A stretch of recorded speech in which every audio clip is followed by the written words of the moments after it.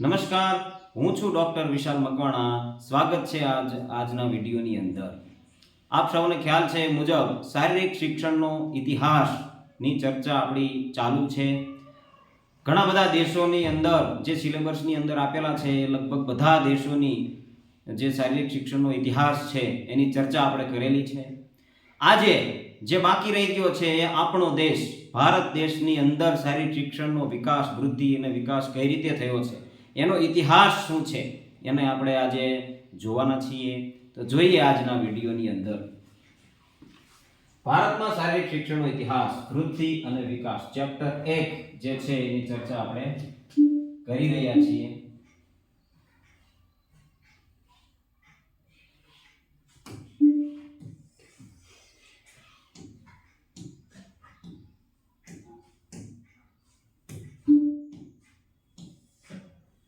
તો સૌથી પહેલા ભારતનો ઇતિહાસ, શારીરિક શિક્ષણનો ઇતિહાસ જે છે એ સિંધુ ખીણની સંસ્કૃતિથી ચાલુ થાય છે. ઇન્ડસ વેલી સિવિલાઇઝેશન જેને કહેવાય છે, ઇન્ડસ વેલી સિવિલાઇઝેશન અંગ્રેજી શબ્દ છે, અંગ્રેજી જે છે એને પણ યાદ રાખવાનું છે. કદાચ એનું અનુવાદ કરી ગુજરાતીની અંદર પ્રશ્નની અંદર મૂકી દે કે ઇન્ડસ વેલી સિવિલાઇઝેશનની અંદર શારીરિક શિક્ષણનો વિકાસ કઈ રીતે થયો હતો, અથવા તો એની અંદરથી કોઈ પ્રશ્ન આવી શકે છે, તો એ પણ આપણે યાદ રાખવાનું છે.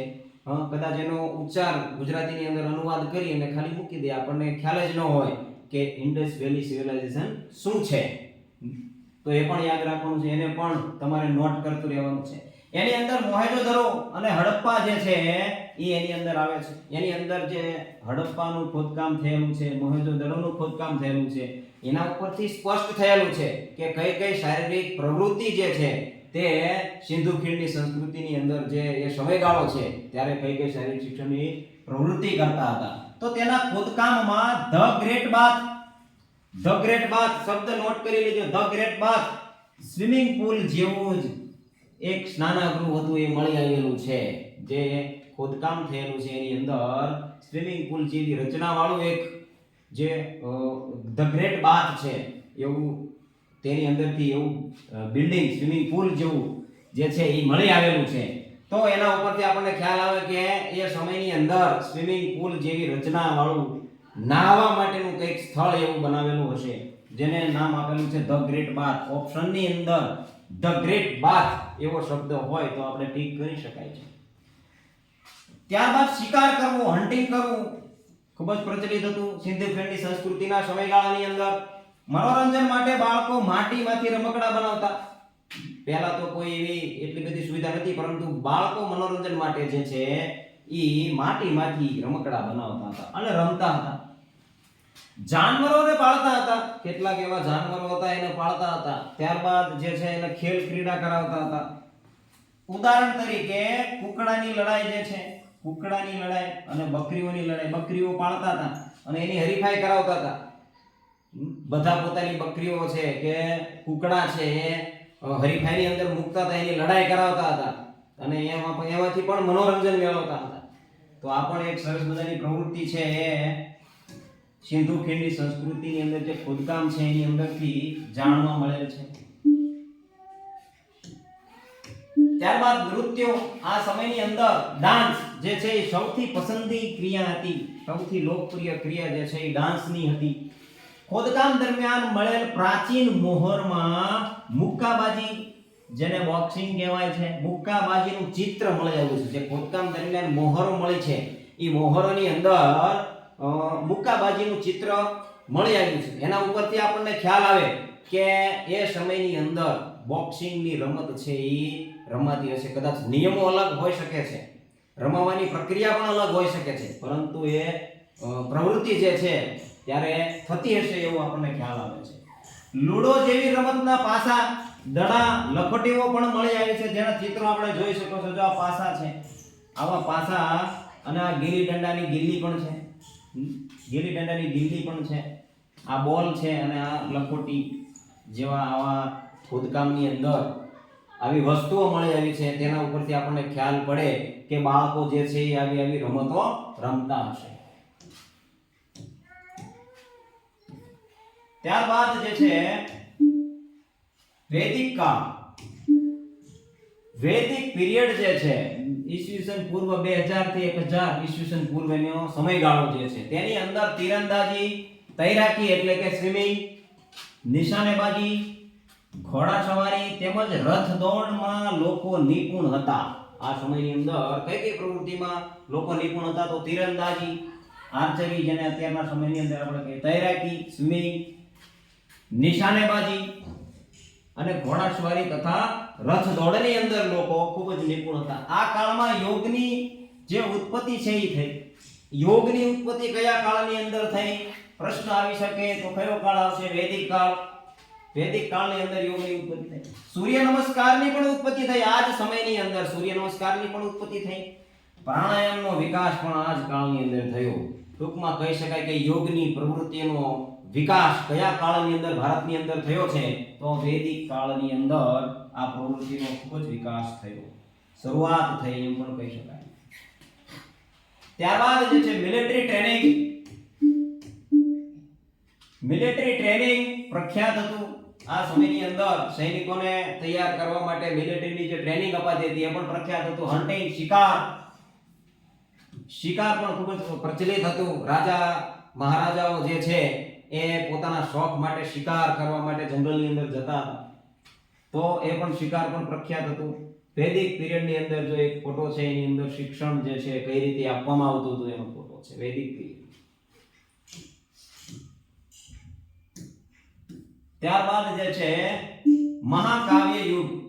આ યુગની અંદર બે મહાકાવ્યો જે આપણા ભારતના પ્રખ્યાત મહાકાવ્યો છે રામાયણ અને મહાભારત, એનો કાળ છે ઈસવીસન 1000 થી 600 ઈસવીસન પૂર્વ. આ કાળમાં રામાયણ અને મહાભારતના મહાકાવ્યોની વાત આવે છે. તેની અંદર આપણે જોયેલું છે કે તીરંદાજી, તલવારબાજી, કુસ્તી, મલ્લયુદ્ધ જેવી પ્રવૃત્તિઓ જોવા મળે છે. તલવારબાજી, કુસ્તી, ધનુર વિદ્યા જે છે એ બધી પ્રક્રિયા એની અંદર પ્રવૃત્તિ જે છે એની અંદર આવતી હતી. ત્યારબાદ યોગ અને સૂર્ય નમસ્કાર જેવી પણ પ્રવૃત્તિ ગુરુકુળની અંદર કરાવતા હતા. રામાયણ અને મહાભારત જો જોયું હશે તો ખ્યાલ જ છે. જ્યારે રામ જે છે એ ગુરુકુળની અંદર જાય છે ત્યારે જે પ્રવૃત્તિ કરાવે છે એની અંદર યોગ અને સૂર્ય નમસ્કાર પણ કરાવવામાં આવે છે. એવું આપણે જે છે સિરિયલની અંદર જોયેલું છે. ભીમ અને જરાસંઘની કુસ્તી ખૂબ જ પ્રચલિત છે. 8 દિવસ ચાલેલું જે ભીમ અને જરાસંઘ જે છે તો આપણને એ કુસ્તીની પ્રક્રિયા દેખાડ છે. એના ઉપરથી આપણને ખ્યાલ આવે કે એ લોકોની અંદર, ત્યારના લોકોની અંદર કેટલી શક્તિ પડેલી છે કે જે 8 દિવસ સુધી જે છે એ લડાઈ કરતા હતા અને ખૂબ જ કુસ્તીના દાવ છે એની અંદર નિપુણ હતા. અર્જુન, કર્ણ જેવા તીરંદાજો પ્રચલિત હતા. અર્જુન અને જે છે કર્ણ બંને ખૂબ જ ધનુર્ધારી જે છે, બંને એક સમાન ધનુર્ધારી જે પાત્ર મહાભારતની અંદર આવે છે. શતરંજ, ત્યારબાદ જે છે આશ્વે શતરંજ અને 25 આ સમયમાં રમાતા હતા. શતરંજ જેને અત્યારે ચેસ કહીએ છીએ. રાજા મહારાજાના સમયની અંદર જે યુદ્ધ કરતા હતા તે યુદ્ધની રણનીતિ પૂર્વે આ શતરંજનો જે છે ઉદ્ભવ થયેલો. તેના માટે જે યુદ્ધનો છે એની રણનીતિ બનાવવા માટે શતરંજનો ઉપયોગ કરતા હતા. અને 25 રમત છે એ પણ ખૂબ જ પ્રખ્યાત હતી આ સમયની અંદર. ત્યારબાદ છે મહાજનપદ કાળ. આ સમયની અંદર 16 મહાજનપદમાં ભારત છે એ વહેંચાયેલું હતું. 16 મહાજનપદમાં આખો આપણો ભારત દેશ જે છે એ 16 મહાજનપદોમાં વહેંચાયેલું હતું. એમાંથી સૌથી શક્તિશાળી રાજ્ય મગધ કહેવાતું હતું. મગધ જે છે એ રાજ્ય સૌથી શક્તિશાળી હતું. સૌથી વધારે સૈન્ય એની પાસે હશે અને સૌથી બળવાન મજબૂત સૈન્ય એની પાસે હશે. ગ્રીસના રાજદૂત મેગસ્થની અને ઇન્ડિકા બંને નામ ખૂબ જ અગત્યના છે. ગ્રીસના જે રાજદૂત છે એને મેગસ્થની અને ઇન્ડિકા નામના જે પુસ્તક લખેલા છે એ સમયની અંદર શારીરિક શિક્ષણનો ઉલ્લેખ એની અંદર કરેલો છે. કયા બે પુસ્તક છે? મેગસ્થની અને ઇન્ડિકા. ક્યાંના રાજદૂત? ગ્રીસના રાજદૂત જે છે એને બે પુસ્તક લખેલા છે. એની અંદર ઉલ્લેખ કરેલો છે આપણા ભારતની શારીરિક શિક્ષણની પ્રવૃત્તિનો ઉલ્લેખ એ બે પુસ્તકની અંદર કરેલો છે. જેમાં કઈ કઈ પ્રવૃત્તિનો ઉલ્લેખ થયો છે? તો મલ્લયુદ્ધ, દોડ, કૂદ, ભાલાફેંક, રથદોડ જેવી ક્રિયાઓનો સમાવેશ એની અંદર આવેલો છે. મલ્લયુદ્ધ દ્વંદ્વ યુદ્ધ પણ કહી શકાય, દોડ, કૂદ, ભાલાફેંક, રથદોડ વગેરે જેવી પ્રવૃત્તિ જે છે શારીરિક શિક્ષણ સાથે સંકળાયેલી આ બધી પ્રવૃત્તિ છે એનો ઉલ્લેખ આ બે બુક છે મેગસ્થની અને ઇન્ડિકાની અંદર એની અંદર ઉલ્લેખ કરેલો છે. તો આ એટલા માટે આપણા માટે અગત્યનું બની છે. ત્યારબાદ આગળ જોઈએ ગુપ્તકાળ. ગુપ્તકાળ જે છે તેને સુવર્ણકાળ કહેવામાં આવે છે. ગુપ્તકાળ જે છે, ગુપ્ત પીરિયડ જે છે એને સુવર્ણકાળ કહેવામાં આવે છે. આ કાળમાં તક્ષશિલા, નાલંદા જેવા વિશ્વવિદ્યાલયો થયા. વિશ્વવિદ્યાલયો ખૂબ જ પ્રસિદ્ધ થયા આ સમયની અંદર. કયા કાળની અંદર? ગુપ્તકાળની અંદર. અને તે વિદ્યાલયમાં શારીરિક શિક્ષણના કાર્યક્રમોને જોર દેવામાં આવતું, ખૂબ જ અનિવાર્ય રૂપથી એને ભાર દેવામાં આવતું હતું શારીરિક શિક્ષણની જે પ્રવૃત્તિ છે એને. આ સમયમાં સૂર્ય નમસ્કાર, યોગ અભ્યાસ, ઘોડાસવારી, કુસ્તી જેવી પ્રક્રિયાઓ ખૂબ જ પ્રચલિત હતી. જેવી પ્રવૃત્તિ છે સૂર્ય નમસ્કાર, યોગ, ઘોડાસવારી અને કુસ્તી જેવી પ્રવૃત્તિ છે તેનો ખૂબ જ જે છે એ પ્રચલિત હતી.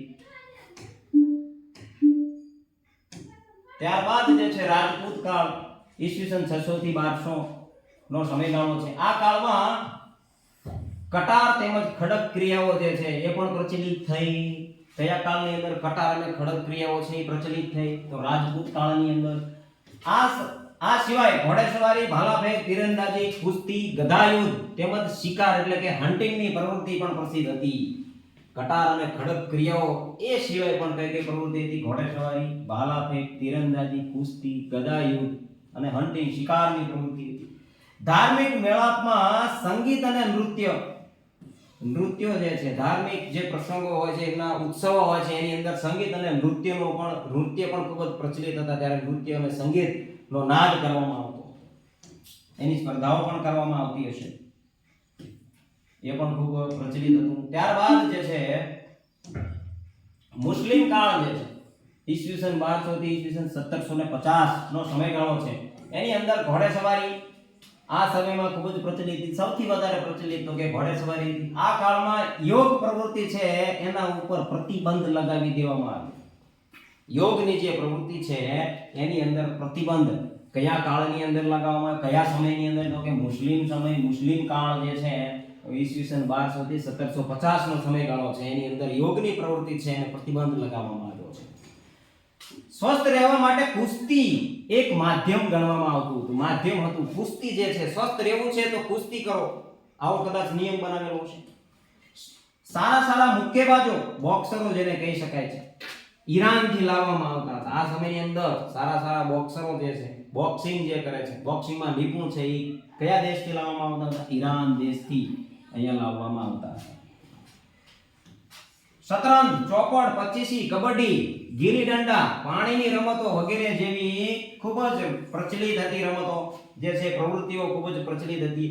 ચોગાન, આ જે છે ખૂબ જ અગત્યનું વાક્ય છે કે ચોગાન રમત રમતા અહીંયા જરા મિસ્ટેક છે. કુતુબદીન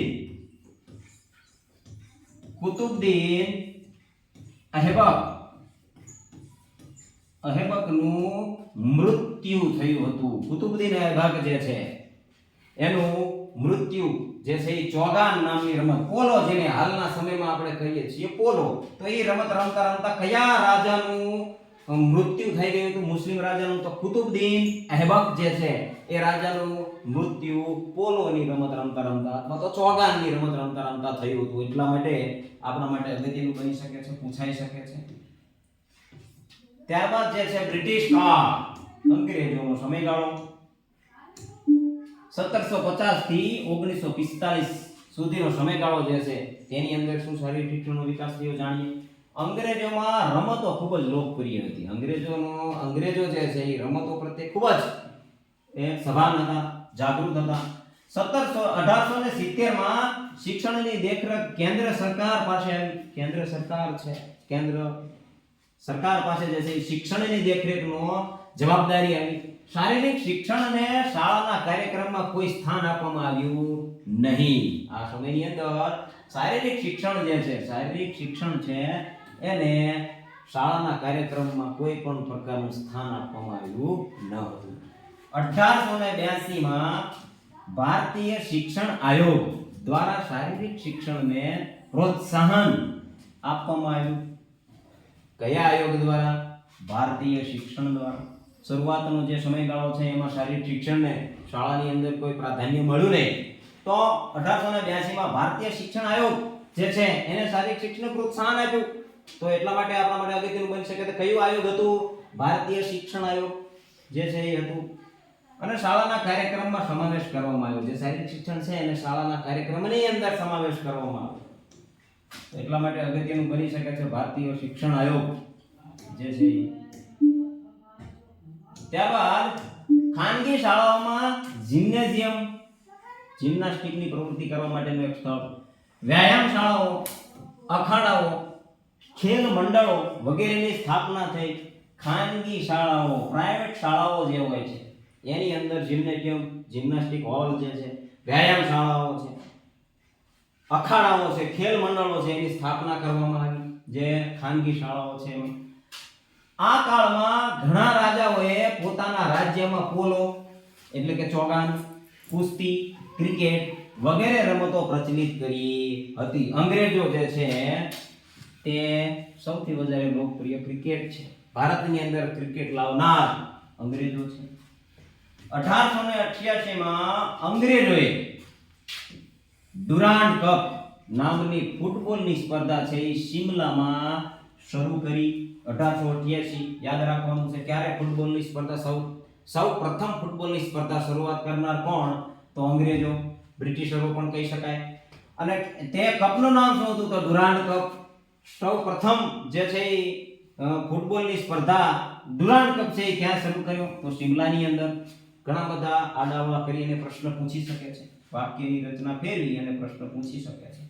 એટલા માટે અગત્યનું છે સૌથી પહેલો ડુરાન્ડ કપ જે છે 1888 ની અંદર. સાલવારી પણ પૂછાઈ શકે, નોટ કરી લેજો ખાસ.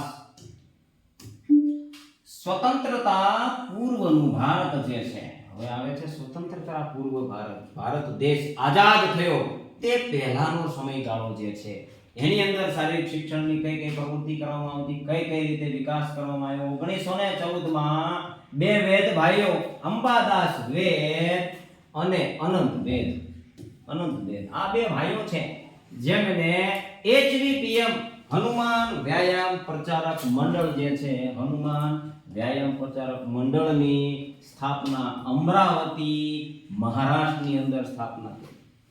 ક્યાં કરી? અમરાવતી મહારાષ્ટ્રની અંદર. ક્યારે કરી? 1914 ની અંદર.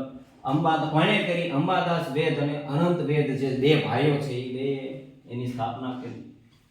ત્યારબાદ 1920 માં YMCA young men Christian association જે છે એની સ્થાપના હેરી ક્રોબક, ખૂબ જ અગત્યની વ્યક્તિ છે, યાદ રાખવાની, હેરી ક્રોબક દ્વારા કરવામાં આવી. અને ત્યારબાદ છે YMCA જે છે મદ્રાસના પહેલા નિર્દેશક કોણ હતા? AG નોહરાન હતા. નિર્દેશક કોણ હતા? AG નોહરાન. કોના દ્વારા સ્થાપના કરવામાં આવી? તો હેરી ક્રોબક દ્વારા. અને કયા સ્થળે? તો મદ્રાસ, જે હાલનું ચેન્નઈ જે છે, ચેન્નઈ કહેવાય છે, ચેન્નઈ. ચેન્નઈની અંદર જે છે એની સ્થાપના કરવામાં. ક્યારે કરવામાં આવી? 1920 ની અંદર કરવામાં આવી. તો પ્રશ્ન આપણા માટે અગત્યનો બની રહે છે. ત્યારબાદ હેરી ક્રોબક જે છે તેને ભારતીય શારીરિક શિક્ષણના પિતામહ કહેવામાં આવે છે. હેરી ક્રોબક જે છે ભારતીય શારીરિક શિક્ષણના પિતા કોને કહેવામાં આવે છે? હેરી ક્રોબક જે છે ભારતીય શારીરિક શિક્ષણના પિતામહ કહેવામાં આવે છે. ત્યારબાદ આગળ જોઈએ તો 1927 ની અંદર ખૂબ જ અગત્યની એક સમિતિની રચના કરવામાં આવી છે. IOA ઇન્ડિયન ઓલિમ્પિક એસોસિએશન ની સ્થાપના ક્યારે થઈ? 1927 ની અંદર. નોટ કરેલું, પેન અને નોટ લઈને જ બેસજો. હવે પછી જે આવશે એટલી બધી ડેટ આવશે જે આપણા માટે ખૂબ જ અગત્યની બની રહેશે.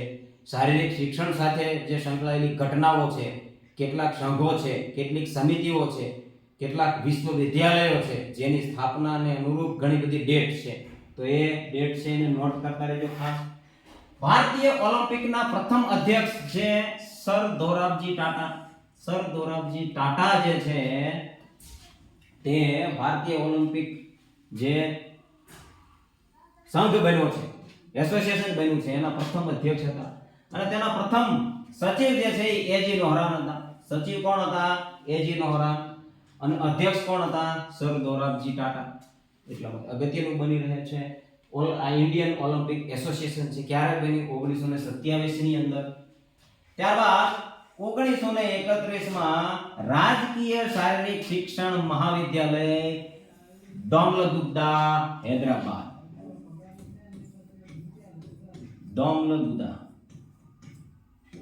દોમલગુદ્દા હૈદરાબાદની અંદર સ્થાપના થઈ. ક્યારે થઈ? 1931 ની અંદર. શારીરિક શિક્ષણ મહાવિદ્યાલય છે એટલા માટે આપણી માટે અગત્યનું છે.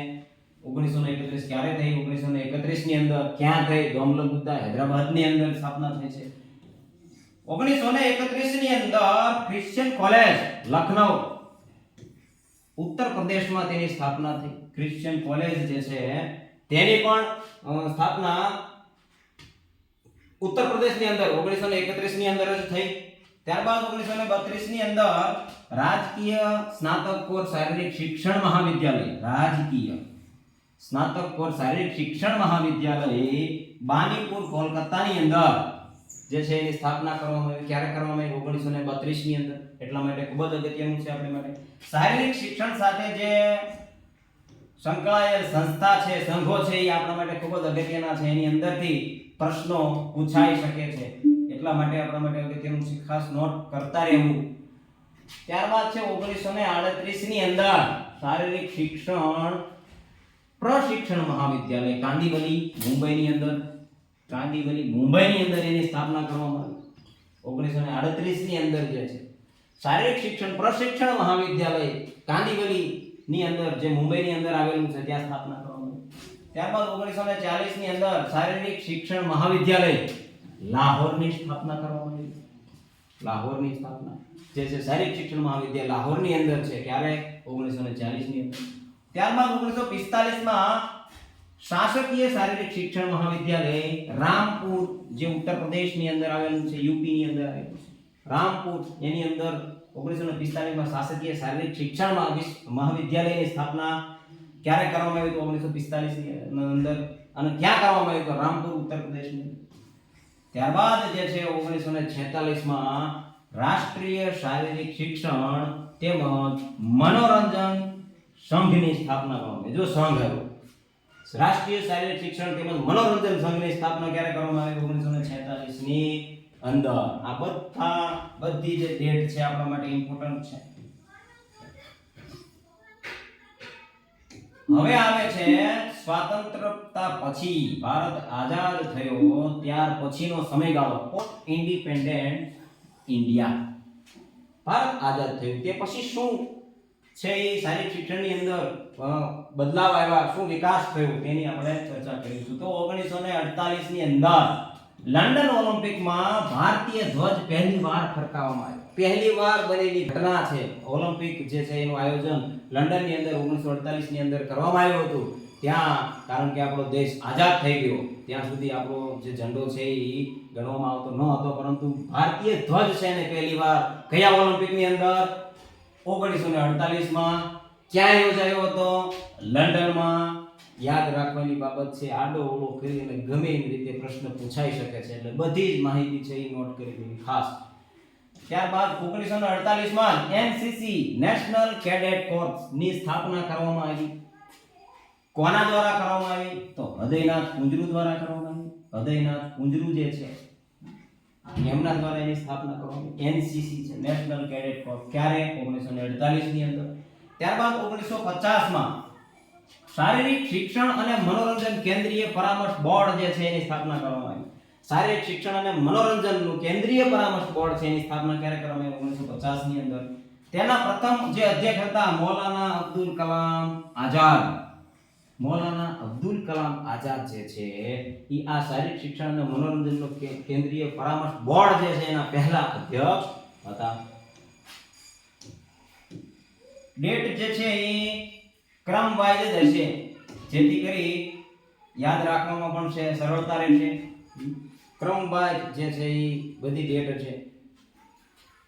1948 51 માં પ્રથમ એશિયાઈ રમતોનું આયોજન, એશિયન ગેમ્સ એશિયન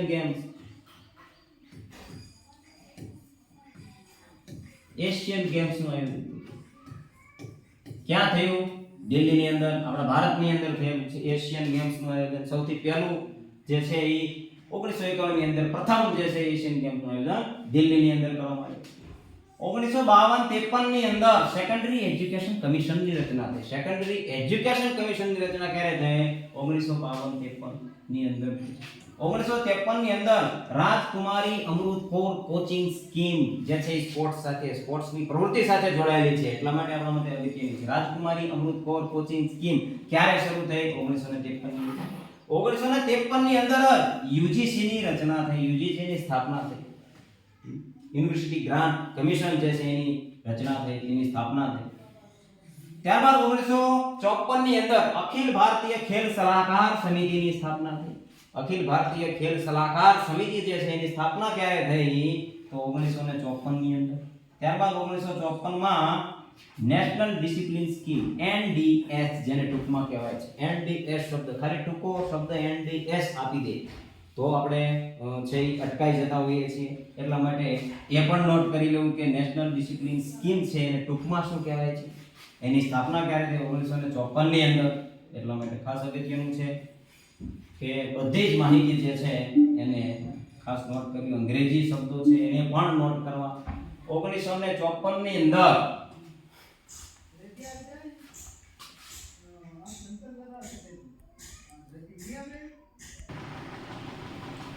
દોસ્તો લાઈટ જવાના કારણે થોડું વિઘ્ન આવેલું, જોઈએ આગળ વિડિયોની અંદર.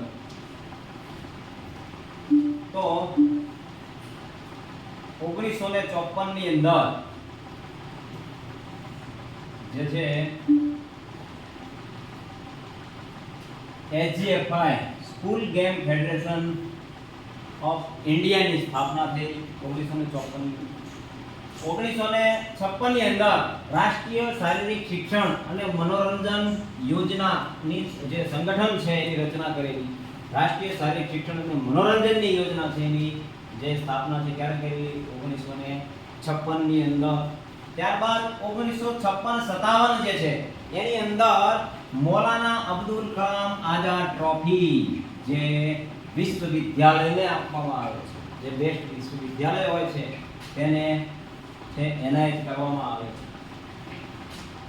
1957 ની અંદર LNIP ગ્વાલિયરની સ્થાપના થઈ. LNIP Lakshmibai national institute of sports physical education જે છે એની સ્થાપના થઈ. તેના પ્રથમ પ્રિન્સિપાલ જે છે ડોક્ટર PM જોસેફ, આપણા માટે અગત્યના છે, નોટ કરી લેવું. ડોક્ટર PM જોસેફ જે છે એ પ્રથમ પ્રિન્સિપાલ હતા LNIP ગ્વાલિયરના. 1973 માં LNCP નું જે છે એ નામ બદલ્યું. LNIP હતું એને LNCP કરવામાં આવ્યું.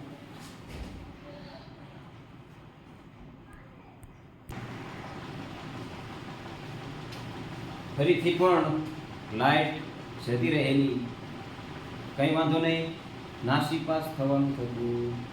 શારીરિક શિક્ષણ વિષય જ આપણને શીખવાડે છે. હાર્યા ફરી જાઓ, હાર્યા ફરીથી જાઓ, એક દિવસ જરૂર જીતશો.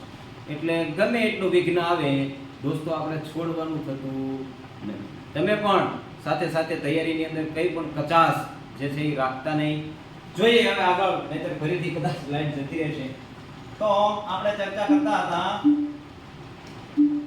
કે 1956-57 ની અંદર મૌલાના અબ્દુલ કલામ આઝાદ જે ટ્રોફી છે તે વિશ્વવિદ્યાલયને આપવામાં આવે છે, જેની જે શરૂઆત છે 1956-57 ની અંદર કરવામાં આવી હતી. 1957 ની અંદર LNIP national Lakshmibai national institute of physical education ગ્વાલિયરની સ્થાપના થઈ, જેના પ્રથમ પ્રિન્સિપાલ જે છે એ ડોક્ટર PM જોસેફ હતા. ડોક્ટર PM જોસેફ છે એ પ્રથમ પ્રિન્સિપાલ હતા. 1973 માં તેનું નામ બદલી અને LNCPE કરવામાં આવ્યું હતું. એની અંદર જે છે આ LNIP નામ છે, LNIP ગ્વાલિયર જે છે એનું નામ બદલ્યું LNCPE કરવામાં આવ્યું. 1982 માં મહાવિદ્યાલયને શ્રેણીમાં સ્વાયત્ત સ્વાયત્તતાની શ્રેણીમાં સ્વાયત્તતાની શ્રેણીની અંદર એને સમાવેશ કરવામાં આવે. સ્વાગત લખ્યું છે, ક્યાંક ને ક્યાંક ટાઈપિંગ ની અંદર મિસ્ટેક થયેલી છે. તો સ્વાયત્તતાની શ્રેણીની અંદર એને આ મહાવિદ્યાલય જે છે LNRP એને સમાવવામાં આવ્યું છે. સ્વાયત્તતા એટલે શું? સ્વાયત્તતાનો દરજ્જો જે વિશ્વવિદ્યાલયને મળે છે, તે વિશ્વવિદ્યાલય પોતાનો જે છે કોર્સ છે એ બનાવી શકે છે, પોતે પોતાની એક્ઝામની જે છે એ રચના કરી શકે છે. ટૂંકમાં એને જે છે એ એટલી માન્યતા મળી જાય છે કે પોતે જ પોતાના નિર્ણયો લઈ શકે છે. તે સ્વાયત્તતાની જે છે દરજ્જો જે વિશ્વવિદ્યાલયને મળે છે, તેનો જે સિલેબસ છે એ નક્કી કરવાનું જે છે એમને પોતાને જ મળતું હોય છે. તેવી જ રીતે 1995 માં ડીમ્ડ યુનિવર્સિટીનો દરજ્જો તેને મળ્યો હતો. જે LNIP ગ્વાલિયર છે એને ડીમ્ડ યુનિવર્સિટીનો દરજ્જો પણ મળ્યો હતો 1995 ની અંદર. ત્યારબાદ આગળ જોઈએ તો 1959 ની અંદર કુંજરૂ સમિતિની સ્થાપના કરવામાં આવી. કુંજરૂ સમિતિની સ્થાપના ક્યારે કરવામાં આવી? 1959 ની અંદર. તેવી જ રીતે 1960 ની અંદર ફોર એન્ડ કપૂર સમિતિ બની. ફોર એન્ડ કપૂર સમિતિ ક્યારે બની? 1960 ની અંદર. 1961 ની અંદર NIS ની સ્થાપના પતિયાલાની અંદર કરવામાં આવી. NIS જેનું નામ જે છે 1973 માં NIS કરવામાં આવ્યું. Netaji Subhash national institute of sports આવું નામ રાખવામાં આવ્યું. નેતાજી સુભાષ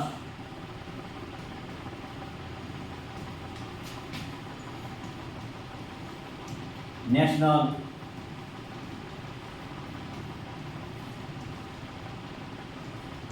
ઇન્સ્ટિટ્યૂટ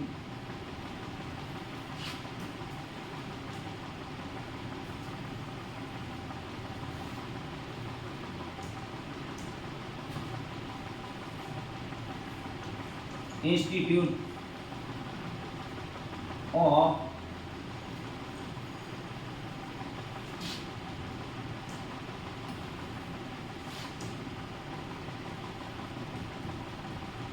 સ્પોર્ટ્સ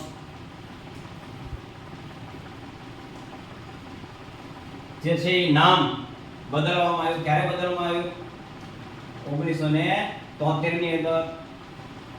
એવી રીતે 1961 ની અંદર અર્જુન પુરસ્કારની શરૂઆત કરી. અર્જુન એવોર્ડની શરૂઆત ક્યારે કરવામાં આવી? 1961 ની અંદર. જ્યારે ગેમ્સ એન્ડ સ્પોર્ટ્સના એવોર્ડની ચર્ચા કરીશું ત્યારે આ બધા જે એવોર્ડ છે એની ડીપમાં આપણે ચર્ચા કરવાના છીએ. 1963 ની અંદર સીડી દેશમુખ સમિતિની રચના છે એ કરવામાં આવી. સીડી દેશમુખ સમિતિની રચના ક્યારે કરવામાં આવી? 1963 ની અંદર.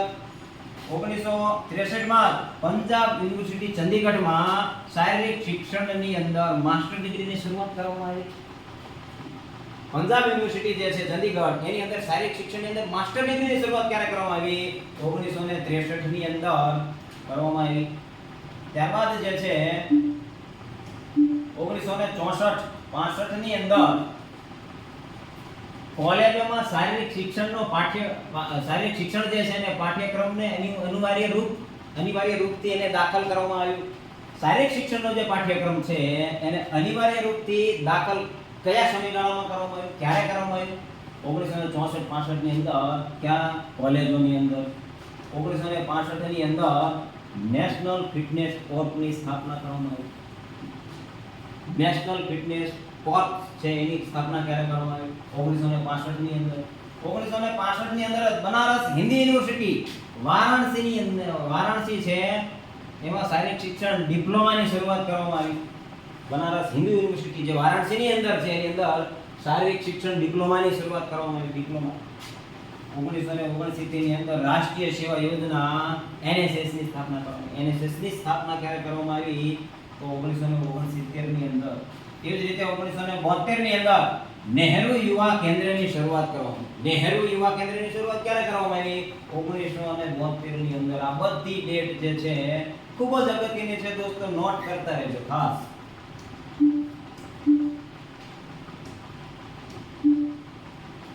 આ બધી ડેટ છે તમારે બીજે ક્યાંયથી ડેટ શોધવા જવું પડશે નહીં. લગભગ 99% બધી જ માહિતી જે છે એ આપી દીધેલી છે. 1975 ની અંદર નેશનલ વુમન સ્પોર્ટ્સ ની શરૂઆત કરવામાં આવી. નેશનલ વુમન સ્પોર્ટ્સ ની શરૂઆત ક્યારે કરવામાં આવી? 1975 ની અંદર. 1982 ની અંદર એશિયન ગેમ્સ નું બીજી વખત આયોજન દિલ્હીની અંદર કરવામાં આવ્યું. પહેલી વખત ક્યારે કરવામાં આવ્યું? 1951 ની અંદર, જે આપણે આગળ જોયું. અને અત્યારે જે છે 1982 ની અંદર બીજી વખત આયોજન ક્યાં? દિલ્હી. ત્યારે પણ પહેલી વખત આયોજન તે પણ દિલ્હીમાં જ થયેલું હતું. 1984 ની અંદર પ્રથમ રાષ્ટ્રીય રમતગમત નીતિની ઘોષણા કરી. પ્રથમ રાષ્ટ્રીય રમતગમત નીતિ ક્યારે ભારતની અંદર આવી? 1984 ની અંદર. 1992 માં તેની અંદર સુધારા કરવામાં આવ્યા અને 2001 માં પણ રાષ્ટ્રીય રમતગમત નીતિ જાહેર કરી. 2001 ની અંદર. બીજી ક્યારે આવી? 2001 ની અંદર. 2007 માં સર્વગ્રાહી રમતગમત નીતિ નો જે ડ્રાફ્ટ છે એ ડ્રાફ્ટ તૈયાર કરવામાં આવ્યો. 2007 ની અંદર જે છે એ ડ્રાફ્ટ તૈયાર કરવામાં. અને 2020 ની અંદર શિક્ષણ નીતિમાં શારીરિક શિક્ષણને મહત્વનો ભાગ ગણવામાં આવ્યો છે. જે 2020 જે છે એનઈપી 2020 કહેવામાં આવે છે. તો એ જે એની અંદર શારીરિક શિક્ષણ નીતિ જે છે એની અંદર શારીરિક શિક્ષણને એક મહત્વનો ભાગ, અભ્યાસક્રમનો એક ભાગ છે તરીકે એને લેવામાં આવેલું છે, ગણવામાં આવેલું છે. 2025 માં નવી રાષ્ટ્રીય રમતગમત નીતિને મંજૂરી આપી છે. તેનો લક્ષ્ય શું છે? જે 2025 માં એટલે હાલમાં આ જે ચાલુ વર્ષમાં નવી રાષ્ટ્રીય રમતગમત નીતિને મંજૂરી મળી છે. તો એનું લક્ષ્ય શું છે? તો કે 2036 નો ઓલિમ્પિક જે છે એ આયોજન આપણા ભારતની અંદર અને આપણા ગુજરાતમાં અમદાવાદ શહેરની અંદર થવાનું છે. અને બીજું જે લક્ષ્ય છે એ 2047 સુધીમાં રમતગમતની અંદર ટોપ 5 પર જવું. ટોપ 5 ઉપર જવું. તે આ જે 2025 ની અંદર નવી રાષ્ટ્રીય શિક્ષણ નીતિ છે એને મંજૂરી આપી છે. તો એના બે લક્ષ્યો છે. એક તો 2036 નો જે ઓલિમ્પિક છે જે આપણા ભારતની અંદર યોજાવાનો છે એ છે, અને 2047 ની અંદર રમતગમતની અંદર જે છે એ ટોપ 5 દેશની અંદર આપણો ભારત દેશનો સમાવેશ થાય તેનો લક્ષ્ય છે. મિત્રો, એ અલગ વસ્તુ છે કે આપણા ગુજરાતની અંદર શારીરિક શિક્ષણની શું પરિસ્થિતિ છે તે આપ સૌ પણ જાણો છો. પણ આ જે છે એ આપણે તેની અંદર કોઈ આગળ ચર્ચા નહીં કરીએ નહીંતર પછી ન્યૂઝનો વિષય બની શકે છે. તો આપ સૌ જાણો છો કે આપણા ગુજરાતની અંદર શારીરિક શિક્ષણનું શું હાલત છે, એટલે એની ચર્ચા આપણે કરવાની જરૂર છે. 1984 ની અંદર સ્પોર્ટ ઓથોરિટી ઓફ ઇન્ડિયાની સ્થાપના થઈ. ક્યારે થઈ? 16 માર્ચ 1984. ડેટ પણ નોટ કરી લઈએ, કદાચ ડેટ સહિતના ઓપ્શન આવી જાય તો 16 માર્ચ 1984 ની અંદર સ્પોર્ટ ઓથોરિટી ઓફ ઇન્ડિયાની સ્થાપના થઈ.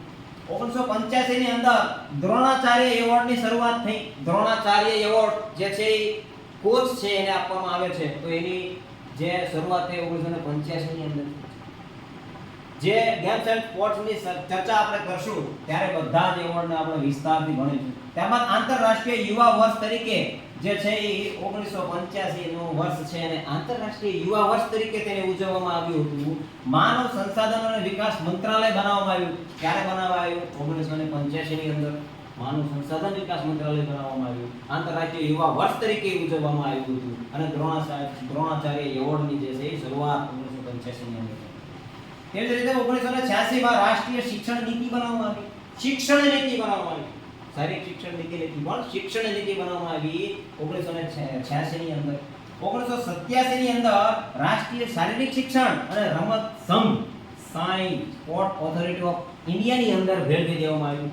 જે રાષ્ટ્રીય શારીરિક શિક્ષણ અને રમતગમત સંઘ હતું એ સંઘને ની અંદર મિક્સ કરી દેવામાં આવ્યું, ભેળવી દેવામાં આવ્યું, મિલાવી દેવામાં આવ્યું.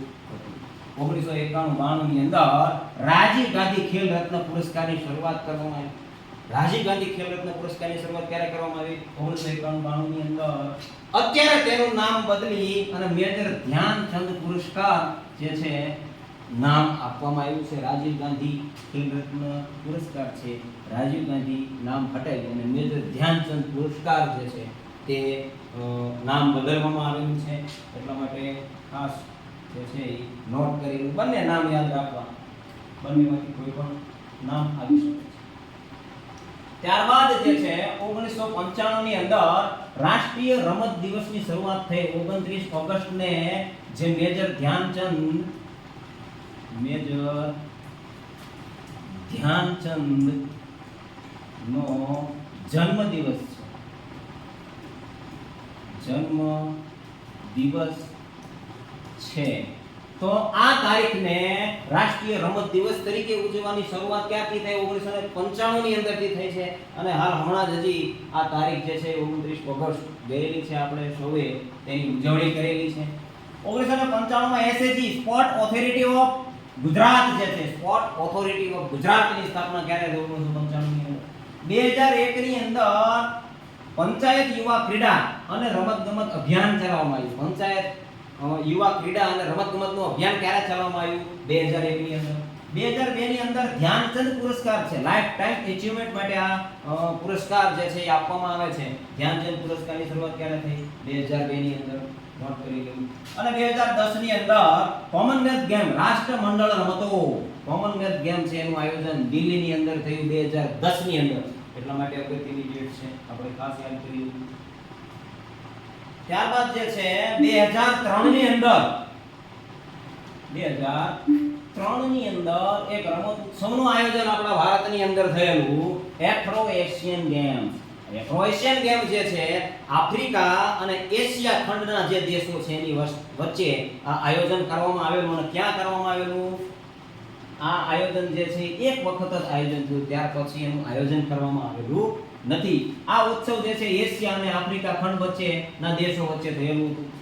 આ રમત ઉત્સવમાં 38 આફ્રિકાના દેશો અને 43 એશિયન દેશોએ ભાગ લીધો હતો. આ જે છે રમત ઉત્સવનું આયોજન હૈદરાબાદમાં 24 ઓક્ટોબર થી 4 નવેમ્બર 2003 માં 3 સુધી જે છે આયોજન કરવામાં આવેલું હતું. ક્યાં કરવામાં આવેલું હતું? હૈદરાબાદની અંદર. ભારતનું હૈદરાબાદ શહેર છે એની અંદર જે છે એ કરવામાં આવ્યું હતું. 24 ઓક્ટોબર થી 4 નવેમ્બર સુધી ડેટ પણ છે. અને એક વખત જ આયોજન એનું થયેલું છે, એના પછી ત્યારબાદ એનું આયોજન થયેલું નથી. એનો ઉદ્દેશ્ય હતો કે એશિયા ખંડ અને આફ્રિકા ખંડની વચ્ચે જે છે આ રમતગમતની પ્રવૃત્તિથી જે છે એ સમાનતા અને જે શાંતિનો જે છે એ સંદેશો મળે અને શાંતિ કેળવાઈ રહે, એના માટેનું આ જે છે એ રમત ઉત્સવનું આયોજન કરવામાં આવ્યું હતું. બીજી વખત તેનું આયોજન ફરીથી થયેલું નથી. જેમાં athletics, boxing, football, hockey, shooting, swimming, tennis અને વેટલિફ્ટિંગ જેવી રમતોનો સમાવેશ આ રમતોની અંદર કરવામાં આવેલો હતો.